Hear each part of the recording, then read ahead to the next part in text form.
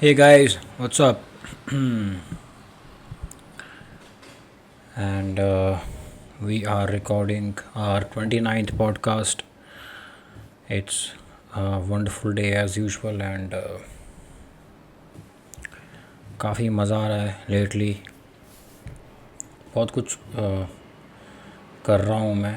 And if you ask me कि इन सब के बीच में सबसे ज़्यादा क्रूशियल और इम्पोर्टेंट चीज़ क्या है, तो मेरे जैसे इंसान के लिए सबसे बड़ी क्रूशियल और इम्पोर्टेंट चीज़ ये है कि मैंने एक बात रियलाइज़ करी है कि when ever I like something, और ऑनेस्टली अगर मैं सच बोलूँ तो मैं ये भी नहीं कह सकता आई लाइक समथिंग, क्योंकि वो बहुत ज़्यादा मोमेंटरी होता है. मैं ये नहीं कह सकता कि मुझे ये करना पसंद है, क्योंकि जो चीज़ मुझे आज करने में मज़ा आया होगा ज़रूरी नहीं है मुझे उसमें मुझे कल भी मज़ा आएगा. इसीलिए जब मैं रोज़ सुबह उठता हूँ ध्यान लगाना बहुत ज़रूरी है, प्रेयर करना बहुत ज़रूरी है, क्योंकि इस प्रेयर के थ्रू हम अपने दिमाग को और अपने मन को ना रिफ़्रेश कर पाते हैं और रीडिटरमाइन कर पाते हैं, और एक एम्प्टी स्लेट की तरह चीज़ों को दोबारा कर पाते हैं लाइक अ बिगिनर. क्योंकि ये जो स्टोरी हम बुनते रहते हैं ना अपने मन में कि कल मज़ा आया था आज भी मज़ा आना चाहिए, यही है हमको क्या कहते हैं, कहीं ना कहीं जो चीज़ों में जो करते हुए जो मज़ा आना चाहिए उससे दूर ले जाती है. क्योंकि फिर हम चीज़ों को as a means to an end की तरह ट्रीट करना शुरू कर देते हैं.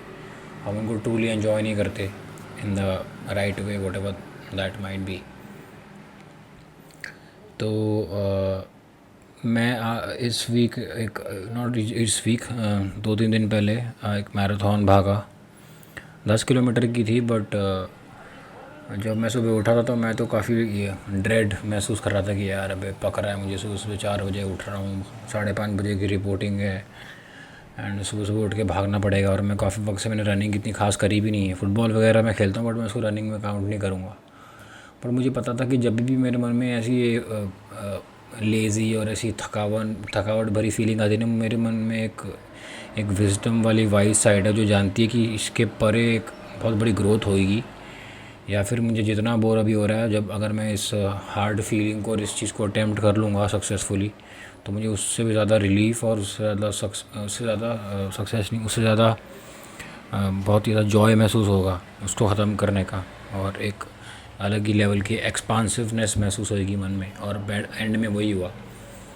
मुझे कुछ पता भी नहीं था कि क्या, मतलब कि मैं बस पहुंच गया और मैं एंजॉय करते करते भागने लग गया. क्योंकि मेरा एक पॉइंट है कि मैं कुछ भी बोल लूँ, कोई भी चीज़ अटैम्प्ट करने से पहले मुझे ये बात पता है कि अगर मैं वो चीज़ अटैम्प्ट करने आ गया हूँ, पहुँच चुका हूँ और मैंने अटैम्प्ट करना शुरू कर दिया है, तो मैं इनहेरेंटली इस तरह का इंसान हूँ कि मैं उस अब I will give my all. I won't half S it, I won't compromise, I will do my best. And बाद में मेरा एक दोस्त मुझे यहाँ पे बड़ा ही मेरे दिल का करीब, मेरे भाई जैसा एक बहुत ही अच्छा मेरा दोस्त, जिससे मैं बहुत वक्त से मिला नहीं हूँ, वो भी उस मैराथन में आया था और वो मुझे रनिंग के एंड में मिला. एंड उसने मुझे बताया कि मैराथन में क्वालिफ़ाई करने का कोई एक टाइम लिमिट था, 1 घंटा 13 मिनट. एंड मुझे पता भी नहीं था, मैं तो हंसी मजाक में भागता रहा एंजॉय करते हुए. तो इत्तेफाक से मैंने 1 घंटा 11 मिनट में ख़त्म कर दिया, तो 2 मिनट से मैं क्वालिफाई हो गया. एंड ब्यूटी ये इस चीज़ की कि मुझे पता भी नहीं था. अगर पता होता तो मैं और ज़्यादा मेहनत करता और थोड़े से और मिनट शायद ट्रिम कर देता उसमें से, बट मेरे मन में ये बात नहीं थी. और फिर बाद में मुझे मालूम पड़ा वापस, अरे मतलब मुझे थोड़ी बहुत नॉलेज इसकी थी, बट प्रॉपरली नहीं थी कि क्वालिफाई का मीनिंग क्या होता है. 10 किलोमीटर की जो मैराथन होती है ना, वो इन अ वे आप एक क्वालिफायर टाइप भी होती है. क्योंकि अगर आप उस पर एक सर्टन टाइम पर अगर आप फिनिश करते हो सर्टन टाइम के अंदर, तो आप हाफ़ मैराथन जो कि 21 किलोमीटर की होती है उसके लिए आप क्वालिफाई हो जाते हो. मतलब कि आप उसको अटेम्प्ट करने के लिए आप कर सकते हो, आप एलिजिबल हो फिटनेस वाइज, जो भी उसका रीज़न होगा. एज भी की भी कैटेगरी इसमें होती है. तो ये मालूम पड़ा मुझे. एंड आई थिंक मुझे ये भी लगता है कि जो 21 किलोमीटर वाली को जो हम ख़त्म करते हैं इन सर्टेन टाइम, उसकी भी एक टाइम लिमिट होती है. तो शायद हम फुल मैराथन के लिए क्वालिफाई हो जाते हैं. ये भी है शायद, but I am not sure about it. Check कर लो आप लोग जैसा आपको लगे. एंड तो वो मैंने किया. उसके बाद में मैंने काफ़ी भर भर के बहुत क्या कहते हैं जम के हैवी ब्रेकफास्ट किया.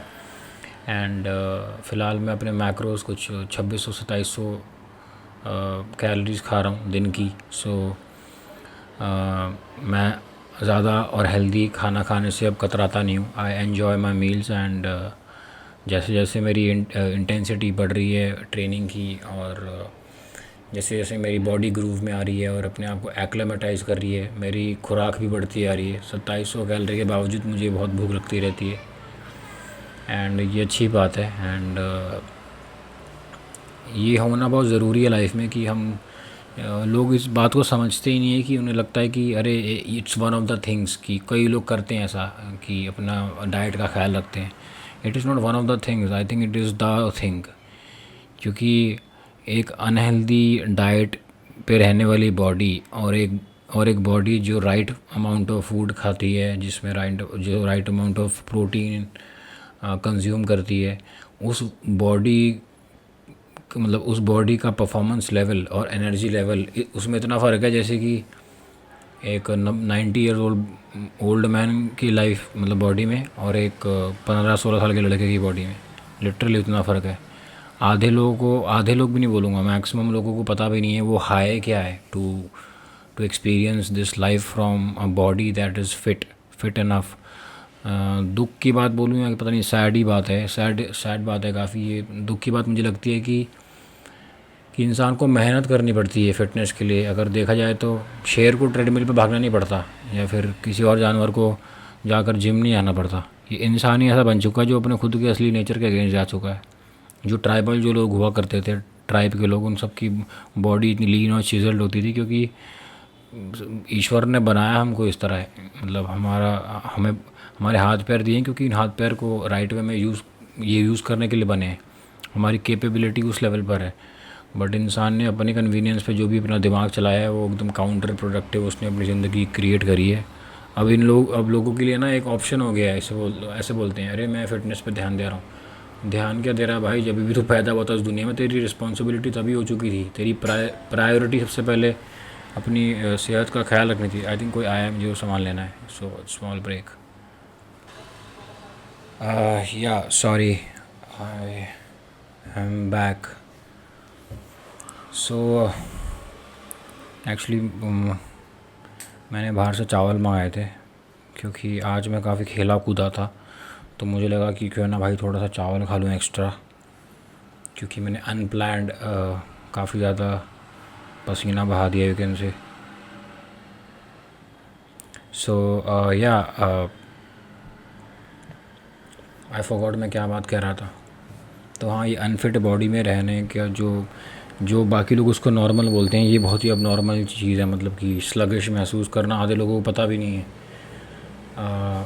अगर इंसान, if a human being goes back to his ancient wisdom, तो आई थिंक जो मल्टी बिलियनर जो इंडस्ट्री है हॉस्पिटल और डॉक्टर्स की, वो ख़त्म हो जाएगी ऑलमोस्ट। आई मीन उनका कोई मतलब दे विल बी डन, क्योंकि वो लोग, I am not belittling them nor do I have a problem with them, but I am saying कि हर जगह हर तरीके के लोग होते हैं। ऑफ कोर्स डॉक्टर मैक्सिमम सब महान लोग ही होते हैं, बट डेफिनेटली कई लोग ऐसे हैं कि जो लोग जानते हैं कि अगर लोग पर अपना ख्याल रखने लग गए तो वो कम बीमार होंगे तो वो अस्पताल कम आएंगे तो ट्रीटमेंट कम होंगे, और क्या कहते हैं, दवाइयाँ कम लगेंगी, दवाइयों का यूसेज कम होगा तो उनकी मैन्युफैक्चरिंग कम होगी, तो it's a pure proper big business. ये सब चीज़ें कितनी ज़्यादा आंखों के सामने, बट इसके बारे में कोई सोचता नहीं है, कोई बात नहीं करना चाहता। एनीवे, सो या it is what it is, but या आई एम ग्रेटफुल कि ये डॉक्टर्स के बारे में जो भी अपना काम करते हैं, appreciate that as well. But मेरा पर्सपेक्टिव चीज़ों को लेकर थोड़ा अलग है। So I feel as human beings हमें चीज़ों को उनके डेप्थ पे समझना चाहिए कि चीज़ें बनी क्यों हैं, हम क्यों बने हैं, एंड उसके इर्द गिर्द हमें समाज को क्रिएट करना चाहिए, पता नहीं मुझे। एंड सो मैंने वो मैराथन ख़त्म करी, and it was very it was an beautiful morning and फिर मैंने अमेजिंग ब्रेकफास्ट खाया एंड फिर मैं घर आ गया एंड तो मुझे लगता है कि इंसान को ना बार बार रीडिटरमाइन करना ज़रूरी है, और अपने जितने भी वो स्टोरी अपने मन में बुन रहा है, उसे लगता है कि चीज़ें समझ में आ रही हैं उसको, उसे सारी की सारी स्लेट को मिटाना ज़रूरी है, ताकि वो दिन को एक फ़्रेश पर्सपेक्टिव से देख सके और एक फ़्रेश तरीके से एक्सपीरियंस कर सके, वरना वो कल को रिसाइकिल करता रहेगा। एंड फिर जब ऑफ कोर्स हर दिन अलग होता है, हर दिन इंसान की फीलिंग्स इतनी फ्लक्स में रहती हैं, तो हर दिन तो वो सेम होगा नहीं, तो इंसान बाद में बहुत ज़्यादा अपने आप को कंपेयर भी करता है, अरे उस दिन तो मज़ा आया था, आज क्यों नहीं आ रहा। सो इसलिए बहुत ज़रूरी है कि ये बात जानना कि ज़िंदगी में like even very reasonably and logically हम ज़िंदगी में हर चीज़ को पहली बार ही एक्सपीरियंस कर रहे हैं, हर चीज़ पहली बार और आखिरी बार हो रही है। हम बोलते हैं कि अरे ये तो मैं बहुत साल से करता आ रहा हूँ, बट वो अगर उसको हम क्लोजली देखें, हर experience fresh and never before experience है, और वो दोबारा वैसा सेम तरीके से आएगा भी नहीं। सो ये अंडरस्टैंडिंग अंदरूनी रूप से समझनी बहुत ज़रूरी है, वरना कुछ भी कर लो, कुछ भी सो कॉल्ड थ्रिलिंग चीज़ कर लो, हम हाईएस्ट ऑफ हाईज महसूस कर लो, वो सब के सब एक पॉइंट के बाद में वहाँ बोरिंग लगने शुरू हो जाएंगे, एंड कोई भी चीज़ मीनिंग नहीं देगी ज़िंदगी में। एंड कहते हैं ना हिंदी में, जीवन बहुत ही नीरस सा लगने लगेगा हर चीज़ में। एंड दूसरी तरफ ब्यूटी ये है कि जब हम ज़िंदगी की कुछ बातें समझ जाते हैं, तो हम चाय पीना, सिंपली किसी से बात करना या कॉरिडोर में चुपचाप चलना, उसी में ही इतने ज़्यादा ज़िंदगी में मीनिंग ढूंढ लेंगे, क्योंकि हम ये बात समझ चुके हैं कि हर एक्सपीरियंस पहली और आखिरी बार हो रहा है, इसलिए उस एक्सपीरियंस में होना बहुत ज़रूरी है, उसको हम फॉर ग्रांटेड नहीं ले सकते। That's the greatest of all blessings, and सबसे जो कीमती जोल इस धरती पर होगा, उससे भी वो सैकड़ों कीमत आगे है। तो जब हम चीज़ों की अहमियत उस लेवल पे एहसास होएगी, तो हम बहुत ही हम नेचुरली एक ग्रैटिट्यूड की स्पेस में जिएंगे एफर्टलेसली, वो हमारा सेकंड नेचर हो जाएगा। एंड तो बेसिकली ग्रैटिट्यूड को इंटेलेक्चुअल अंडरस्टैंडिंग नहीं है कि आज से मैं ग्रैटिट्यूड में जीऊँगा। इट जस्ट कि when we develop this sight, when we can see things the way they are, automatically हमारा मन भर आता है ग्रैटिट्यूड से। Oh my God, this experience, this moment is never coming again, and I'm so blessed to be able to experience it. God and life, whatever you call it, universe is allowing me to experience this life, and I'm able to experience this life with like I'm perfectly fine. कुछ unfortunate चीज़ नहीं घट रही है मेरे साथ में, and मैं इस ब्यूटीफुल वातावरण को एंजॉय कर पा रहा हूँ। हाथ पैर हमारे हेल्दी हैं, कितनी बड़ी ब्लेसिंग है यार। एंड ये तुम्हारे हाथ में नहीं है, तुम नहीं चला रहे हो, सब सारी फोर्सेस लगी पड़ी हैं तुम्हें सपोर्ट करने में। तो जब इंसान कोई चीज़ों का एहसास होता है ना, तब उसे मालूम पड़ता है कि भाई मैं क्या कर रहा था, इतना नाशुक्रा क्यों था, मैं क्यों ज़िंदगी भर रोता हुआ चेहरा लेके घूमता रहता था कि अरे भाई सैलरी लेट आ रही है, या फिर सैलरी आई नहीं। बाजू वाले को देखो, उसने नई स्कूटी ले ली है, नई गाड़ी ले ली, मेरे को तो देखो मैं तो बस में जाता हूँ। भाई ये सब चीज़ें बहुत ही मतलब फ़नी और कॉमेडी बातें हैं, बहुत बड़ा आडंबर है, बहुत बड़ा illusion delusion whatever you call it. Mummy camera है। तो सॉरी, बहुत ही अजीब, एक्चुअली कैमरा दरवाजे एकदम पीछे, ये भी मम्मी ज़ोर से दरवाज़ा खोल के आ रही थी। I can't afford to drop my camera man. Anyway, so gratitude मन में डेवलप करना कोई ऐसी नहीं है कि भाई आज से मैं ग्रैटिट्यूड में जीऊँगा, वो इम्पॉसिबल है, ऐसा नहीं हो सकता। एक सिंपल, बहुत ही लॉजिकल, रीज़नेबल अंडरस्टैंडिंग जीवन में आ जाती है। हम समझ जाते हैं कि हर सांस एक गिफ्ट है। अगर ज़िंदगी नहीं चाहेगी ना, तो एक अगला सांस नहीं ले सकते हम ऐसे ही खड़े खड़े रोड पे गिर के ख़त्म हो जाएंगे, क्योंकि हमारा टाइम अब हो चुका है। क्यों हो रहा है कोई रीज़न नहीं है इस बात का, कुछ नहीं पता। वो इतनी ऊपरी और इतने हायर डायमेंशन की बात है कि वो लॉजिक के बियॉन्ड है। इट्स लाइफ बहुत ही मिस्टिकल और अनएक्सप्लेनेबल, अनफायदमेबल डायमेंशन की बातें हैं वो सब। सो ये बात जाननी ज़रूरी है कि वो जो भी है क्रिएटर, वो हमको रोज़ एक गिफ्ट दे रहा है। हम इतने ब्लेस्ड हैं हर चीज़ को लेके। वो बात समझनी कितनी क्लियर है, कितनी सिंपल है यार। बट मेरा ऐसा मानना है कि चीज़ों को लेके रोना या फिर कंप्लेंट करना बहुत आसान है, कोई भी बैठ के कर ले। बट ज़िंदगी को राइट रूप में समझना और जीने में एफ़र्ट लगता है, खुद को जानने में, ज़िंदगी को हार्मनी के हिसाब से जीने में बहुत मेहनत और बहुत एफ़र्ट लगता है, एंड ये मैक्सिमम लोग करना नहीं चाहते। उनको चाहिए इजी चीज, इजी विन, इजी चीज़ें। एंड आई थिंक कोई भी मीनिंगफुल, कोई भी गहरी चीज़ जीवन में वो इजीली नहीं मिलती, उसके लिए मेहनत करनी पड़ती है। एंड आसानी से सिर्फ वही चीज़ें मिलती हैं जिनका कोई एक्चुअली महत्व नहीं है, कोई रीज़न भी नहीं है, कोई लॉजिक भी नहीं है, और वो उनमें एक डार्कनेस का इफ़ेक्ट भी होता है। एंड सूनर और लेटर वो हमें अच्छा भी महसूस नहीं कराती अपने बारे में और जीवन के बारे में इन जनरल। सो ये क्विक फिक्स जो हम ढूंढ रहे हैं, हमें वो ढूंढने बंद कर देने चाहिए। हमें ज़िंदगी को, I don't think I genuinely know it.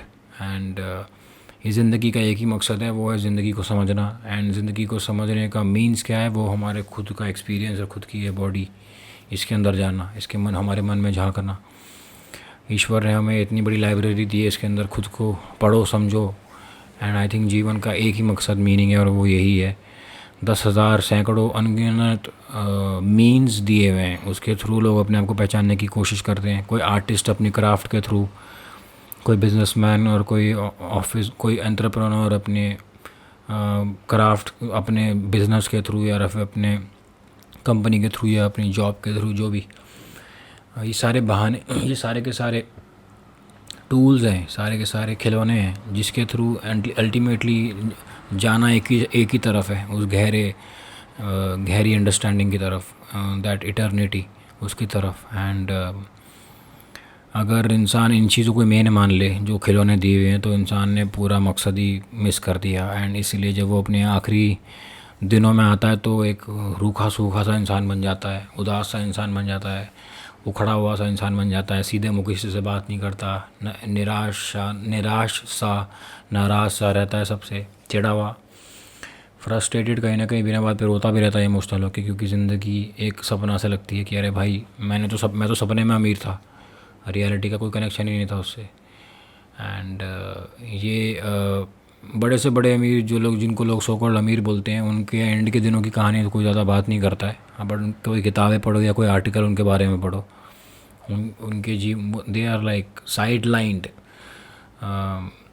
उनकी कहानियों के बारे में लोग बात करते होंगे, बट उनके बुढ़ापे की वीक और फ्रेल स्टेट के बारे में कोई बात नहीं करता, क्योंकि लोग उस बारे में बात नहीं करना चाहते। सो ये जीवन में ये बात समझनी ज़रूरी है कि भगवान ने हर चीज़ को बहुत ही खूबसूरती से, पता नहीं कौन सी क्रिएटिविटी लगा कर क्रिएट किया गया है, कोई क्या रीज़न भी नहीं है उनका चीज़ों का। एंड अगर आप पास जाके देखेंगे, इन बातों पे ध्यान लगाएंगे, तो पता लगेगा कि कोई भी चीज़ अपने आप में सेपरेटली आइसोलेशन में एग्जिस्ट नहीं करती है। पूरी की पूरी सृष्टि एक दूसरे से इंटरकनेक्टेड है, और पूरी की पूरी सृष्टि का एक एक कण कण एक दूसरे को सपोर्ट करता है इस जीवन में। एक हिस्सा दूसरे हिस्से के बिना कुछ भी नहीं है। तो जब हम बोलते हैं ना, मैं ये कर लूँगा, मैं तो ये हूँ, मैं तो वो हूँ, ये अपने आप में बहुत बड़ी ईविल और डेविल की बातें हैं। हम अपने आप में कुछ भी नहीं है, हम सब साथ में हैं जो भी हैं। एंड इसलिए हमारा फंडामेंटल पर्पस सिर्फ़ और सिर्फ देना और शेयर करना है। एंड इस जीवन को 0.1% बेटर छोड़ के जाना है। और बेटर छोड़ने के लिए हमें कोई महान काम नहीं करना सो कॉल्ड बाहर जाके, हमें बस अपने जीवन को राइट वे में समझना है और हारमोनी में जीना है। That is the greatest tribute to existence, to God, to life, to universe, to whatever you call it. And if there's any correct correct way of living, then this is the correct way of living in sync, in rhythm with life. And मैंने ये decide किया कि मैं थोड़ा ज़्यादा हिंदी में बात किया करूँगा अपने पॉडकास्ट में। एंड ताकि मेरी थिंकिंग लैंग्वेज हिंदी है, क्योंकि मैं हिंदी बोलने वाले परिवार में मैं बड़ा हुआ हूँ। मेरे पापा मम्मी हिंदी में मुझसे बातें करते थे, एंड इंग्लिश तो हमने बड़े होके अपनी लैंग्वेज बना दी। मैं हर किसी से बाहर इंग्लिश में बात करता हूँ दिन भर, हर जानने वाले इंसान से। तो मुझे लगा कि जो मेरे मन में कभी कभार चलते चलते ख्याल आते हैं वो ज़्यादातर हिंदी में आते हैं, इंग्लिश में नहीं सोचता हूँ। इंग्लिश में मैं क्यों सोचूँगा, हिंदी मेरी लैंग्वेज है। तो मैंने सोचा क्यों ना मैं अपनी मन की बात जिस तरह मन में आती है उस तरह ही कहूँ। एंड डेफिनेटली मुझे इंग्लिश बोलना भी पसंद है, मज़ा आता है बोलने में, क्योंकि English is It will always be a work in progress. I I love to learn new things. Uh, Language is a different sort of a ball game, and मुझे इंग्लिश और हिंदी के अलावा कोई तीसरी लैंग्वेज तो आती नहीं है। मराठी समझ सकता हूँ मैं, पंजाबी थोड़ी सी बचपन में बोल लेता था और समझ में तो आती है ठीक ठाक से, क्योंकि मेरा जो नानका है, मेरी मम्मी पंजाबी है, तो मैं बड़ा उनके बीच में हुआ हूँ। मेरे सारे कज़न पंजाबी में बात करते हैं क्योंकि वो सब पंजाबी हैं। मैं अकेला राजपूत हूँ, बट हाँ मेरी मम्मी पंजाबी है, तो मैं आधा पंजाबी हूँ। सो घूम फिर के सारी बातें उधर ही आ जाती हैं, जो मैं हर बात मेरी यूनिवर्स और लाइफ से कनेक्ट होती है, क्योंकि मैं वही शेयर कर सकता हूँ जो मैं खुद महसूस करता हूँ जीवन के बारे में, लाइफ के बारे में। और ज़िंदगी में ना हमको बड़ा सोचना चाहिए। और ये बड़ा ये नहीं कह रहा कि अरे बड़ी कंपनी में काम करना चाहिए, वो तो भाई बहुत ही छोटी बात है। बड़े सोचने का मतलब कि अपने बियॉन्ड सोचना चाहिए, कैसे मैं इस दुनिया को या अपने लोगों को या समाज के लिए या इस पूरी दुनिया के लिए और ह्यूमैनिटी के लिए कुछ अच्छा करके जाऊं या कर सकूं या करूं। कैसे मैं एक नेक इंसान बन सकूं एंड इस धरती को 0.1% बेटर छोड़ के जा सकूं, और कैसे मैं कंट्रीब्यूट कर सकूं किसी भी वे में। And it's very important to have that heart, that heart जो शेयर करना चाहता है, जो कुछ बताना चाहता है, और जो लेने के लिए नहीं आया यहाँ पर। हर पूरी दुनिया तो मांगना चाहती है कुछ ना कुछ, अपने राग गाना चाहती है, मैं ये हूँ, मैं वो हूँ, मैंने ये किया था, मैंने ये तीर मारा था, ये झंडा गाड़ा था। भाई ये सब बातें बहुत ही दकियानूसी और बहुत ही बोरिंग बातें। किसी को तुम्हारी ग्रेट स्टोरी नहीं सुननी। जो दुनिया के जो ग्रेटेस्ट लोग हैं उन्होंने सच में बहुत बड़ी चीज़ें करी हैं, बट वो कभी इस बारे में बात भी नहीं करना चाहते, ना वो करते हैं। वो बच्चों की तरह अनकम्फर्टेबल हो जाते हैं। दुनिया उनके बारे में छानबीन करके उनके बारे में जानना चाहती है, किताबें लिखी जाती हैं उनके ऊपर। यही दुनिया का असूल है और दस्तूर है। एंड इसके लिए आई थिंक हम्बल और ह्यूमिलिटी होना बहुत ज़रूरी है। ये बात जाननी ज़रूरी है कि ईश्वर ने हम सबको सेम सांस दी है एंड सेम हाथ पैर दिल सब इस एनवायरनमेंट को इक्वली शेयर किया गया है सबके लिए। इसका मतलब सिंपली ये है कि हर इंसान को equal rights, equal powers and equal creativity, equal सब कुछ इक्वल है यहाँ पर। दुनिया में कोई आगे पीछे नहीं है किसी से भी, और ये बात समझना और जानना बहुत ज़रूरी है, existential and life to life level पर, दिमाग के इंटेलेक्चुअल लेवल पर नहीं, कि हम सब इक्वल हैं। अगर हम सब इक्वल नहीं होते तो भगवान ऐसा बोलता कि चलो वो अमीर है वो स्पेशल है तो उनको मैं एक्स्ट्रा सांस दूंगा, तुम्हें सांसें कम मिलेंगी। या उनका दिल बड़ा होगा तुम्हारा दिल छोटा लगेगा, उनके दिल में सोने के हीरे जड़े होंगे, तुम्हारे दिल में कचरा होगा। ऐसा कुछ भी नहीं है। भगवान ने सबको बहुत ही ये इंट्रिकेट, जो बहुत ही सोफिस्टिकेटेड जो मशीनरी जो दी है, इतनी सारी सैकड़ों नसें, खून का जो फ़्लो, ब्लड प्रेशर, और ये जो अंदर जो सेंसेस है हमारी, ये जो इनसेन जो अनएक्सप्लेनेबल चीज़ें जो शरीर के अंदर है, वो हर इंसान के ऊपर लगाई गई हैं, बनाई गई हैं बहुत ही खूबसूरती से। ये कौन सी एनर्जी, कौन सी पावर है जो ये चीज़ करती है, उसको समझना, उसको जानना ज़रूरी है। और थोड़ा लेट हो गया मैं आज रिकॉर्ड करने के लिए। Thank you guys, I have reached on my 29th podcast and it has been a thrilling very beautiful journey. And none of this would be possible if I wasn't allowed to, by life, by everything. And I'm super grateful, super thankful for everything that I have: the camera from which I'm able to shoot, the laptop and the software in it to be able to record it, the mic which is recording my sound, and you people, even a single person whoever sees it, it's just amazing, man. This I can't explain in words, and I'm super grateful. And I wish you all the best, and lots of love and peace, and that's about it. Take care of yourself, keep pushing hard, keep thriving, and I've just resumed my training and I've been feeling super great by God's grace, lifting super heavy and eating well, and all by God's grace. I'm a nobody. So thank you guys, take care, and love and peace to each one of you. See you soon, very soon. Bye.